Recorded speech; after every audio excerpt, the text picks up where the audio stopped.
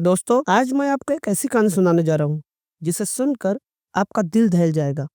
ये कहानी है एक 19 साल की मनीषा, एक ऐसी लड़की जो स्वभाव से बहुत ही शांत और शर्मीली थी।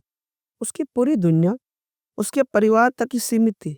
किसे पता था कि उसकी जिंदगी का सफर इतना खौफनाक मोड़ लेगा कि उसे सुनकर इंसान की रूह कांप जाएगी। मनीषा का केस न सिर्फ सवाल खड़े करता है, बल्कि ये भी दिखाता है कि इंसाफ के नाम पर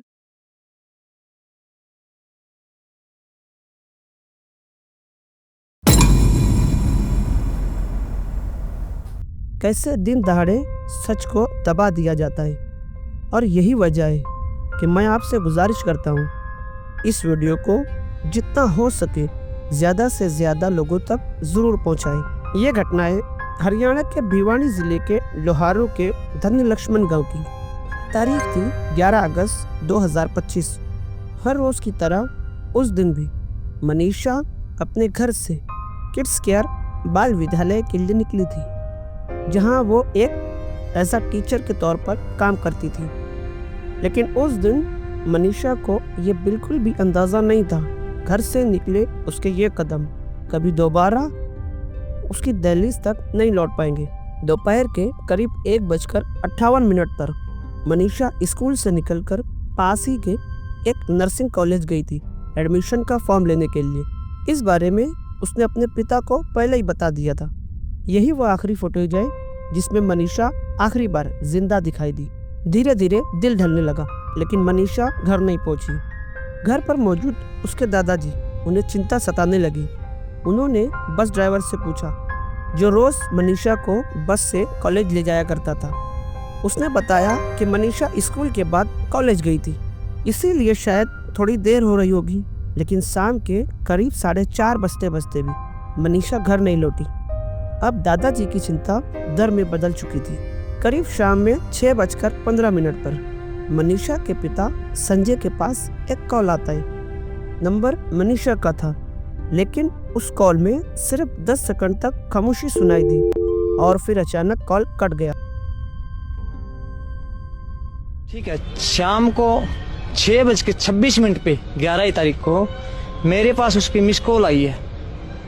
तो मिस कॉल आई है तो मेरे को डर हो गया कि भाई गुड़िया घर पे तो पहुंची नहीं, क्योंकि पहले ही पता लग चुका था हमें कि घर नहीं पहुंची है।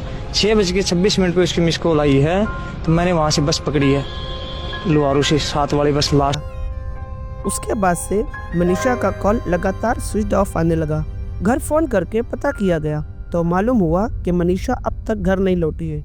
डर और बेचैनी से घिरे संजय तुरंत लोहारू से बस पकड़कर सिंगनी के आइडियल इंटरनेशनल कॉलेज पहुंचे, जहां मनीषा फॉर्म लेने गई थी। वहां पहुंचकर उन्होंने गार्ड और रिसेप्शन से पूछा, क्या मनीषा नाम की कोई लड़की यहां आई थी? लेकिन सभी ने साफ इनकार कर दिया। यहीं पर संजय ने एक अजीब बात नोटिस की। रिसेप्शन पर मौजूद 3 नौजवानों ने शराब पी रखी थी। संजय ने बिना देर किए पुलिस को 112 पर कॉल किया, लेकिन जब वो दोबारा पुलिस के साथ कॉलेज पहुंचे तो कॉलेज स्टाफ ने सीसीटीवी दिखाने से साफ मना कर दिया, यह कहकर कि अभी आला अधिकारी मौजूद नहीं है। हताश होकर संजय अपने चाचा के साथ करीब के पुलिस थाने पहुंचे और वहां रिपोर्ट लिखाने की कोशिश की, लेकिन पुलिस ने उनकी बात सुनने से इनकार कर दिया। पुलिस का कहना था कि लड़की किसी के साथ भाग गई होगी या फिर दोस्तों के साथ कहीं घूमने गई होगी।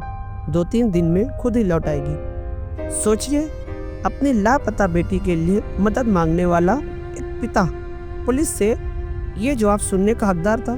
संजय मायूस होकर घर वापस लौट आए। अगले दिन 12 अगस्त को संजय फिर से पुलिस थाने पहुंचते हैं। पूरे दिन बहानेबाजी चलती रही। आखिरकार शाम 5 बजते एक एएसआई ने उनकी शिकायत को दर्ज किया, लेकिन उसके बाद भी हालात बदले नहीं। एएसआई और पुलिस वाले जब कॉलेज पहुंचे और सीसीटीवी फुटेज दिखाने की बात की तो स्टाफ ने फिर से टाल दिया। पुलिस ने ना तो वहां सख्ती की, ना ही सीसीटीवी की डीवीआर को जब्त की और ना ही मनीषा का मोबाइल ट्रैक करना जरूरी समझा। 13 अगस्त सुबह संजय को एक एएसआई का फोन आया। उन्होंने कहा, हमें एक खेत के पास नहर के किनारे एक लड़की की लाश मिली है, पहचान के लिए आपको वहां आना होगा। संजय का दिल वहीं बैठ गया। वो दौड़कर उस जगह पहुंचे और जैसे ही उनकी नजर उस शव पर पड़ी, उनकी पूरी दुनिया उजड़ गई। वो उनकी बेटी मनीषा थी, लेकिन ऐसी हालत में जिसे देखकर किसी का भी दिल दहल जाए। शरीर खेत में पड़ा था, चेहरा पूरी तरह डिकम्पोज हो चुका था,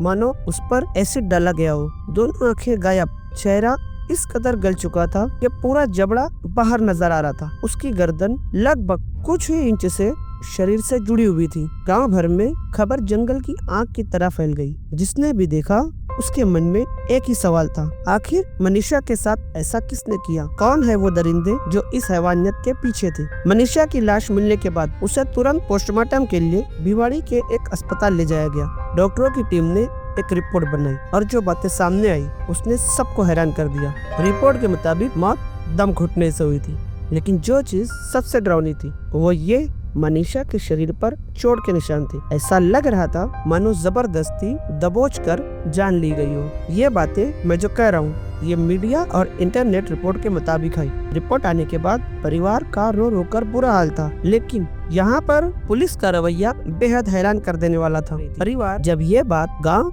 और आसपास के लोगों तक पहुँची, गुस्सा लोगों में भड़क उठा।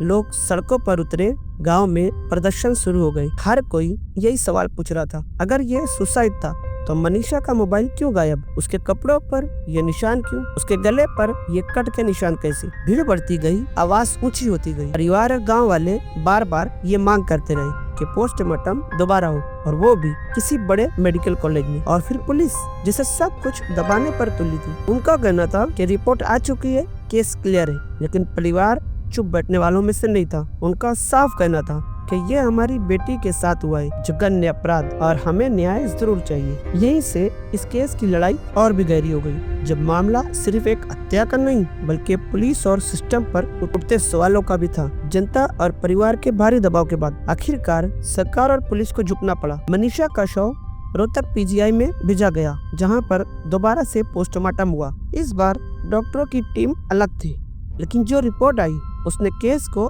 और उलझा दिया। रिपोर्ट में कहा गया कि मनीषा का शरीर पर किसी भी तरह का यौन शोषण नहीं हुआ है। मौत का कारण जहर बताया गया।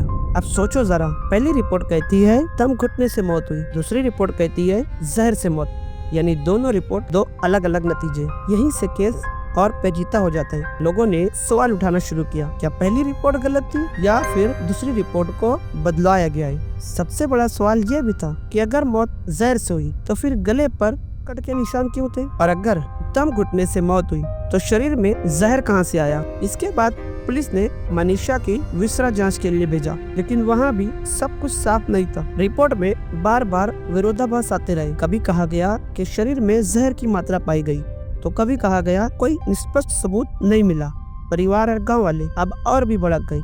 उनका कहना था कि ये सारी रिपोर्ट मैनेज की जा रही है। कहीं न कहीं टीम में बैठे लोग इस केस को दबाने की कोशिश कर रहे हैं। लोग कहते हैं कि अगर ये सिर्फ सुसाइड था तो पुलिस इतनी जल्दी केस को क्यों निपटाना चाहती थी, और अगर मर्डर था तो आखिर वो कौन थे जिन्हें बचाने के लिए पुलिस सबूतों से खेल रही थी? रोहतक से आई रिपोर्ट ने पूरे मामले को सीधा सवालों के घेरे में ला दिया, और अब ये केस सिर्फ एक हत्या का नहीं बल्कि ये लड़ाई बन चुकी थी सच बनाम सिस्टम। ये सब देखते हुए हरियाणा के सीएम खुद मीडिया पर आकर ये अनाउंस करते हैं कि इस केस पर हमारी पहली नजर रहेगी, इसमें कोई भी राजनीति नहीं होगी और इस केस की पूरी जांच की जाएगी। दोषियों को उनके अंजाम तक पहुंचाया जाएगा। मनीषा हमारी भी बेटी थी। रोहतक से दूसरी रिपोर्ट आने के बाद पुलिस ने एक और मोड़ लिया। कहा गया कि मनीषा ने सुसाइड किया है। पुलिस के मुताबिक घटना स्थल पर एक सुसाइड नोट मिला था, जिसमें साफ लिखा था कि मनीषा ने ये कदम खुद से उठाया था। लेकिन एक सवाल, अगर सच में नोट मिला था तो पहले ही दिन क्यों नहीं दिखाया गया?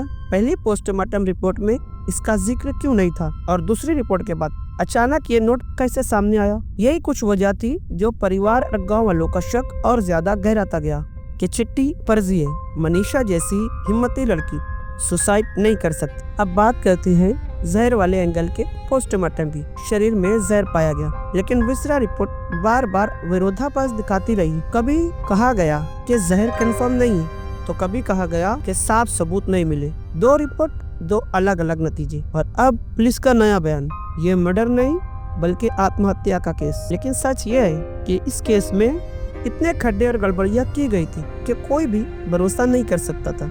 लोगों का मानना था कि शायद इस केस में कोई बड़े लोग शामिल होंगे और उन्हें बचाने के लिए पूरी कहानी को घुमा दिया गया है। परिवार आज भी यही सवाल पूछ रहा है, अगर ये आत्महत्या थी तो पुलिस ने इतनी जल्दी केस को क्यों बंद करना चाहा, और अगर ये मर्डर था तो असली कातिल कौन था। मनीषा केस आज भी लोगों के दिलों में जिंदा है, क्योंकि ये सिर्फ एक लड़की की मौत नहीं बल्कि सच को दबाने की कोशिश की गई। कहते हैं न्याय देर से मिलता है, लेकिन मिलता जरूर है। पर सवाल ये है, क्या मनीषा को भी न्याय मिलेगा, या ये केस भी उन्हीं अधूरे किस्सों में शामिल हो जाएगा जिनका सच कभी सामने नहीं आया। मैं हूं अंसारी, आपसे मिलता हूं नेक्स्ट वीडियो में। देखते रहिए डिकोडिंग क्राइम।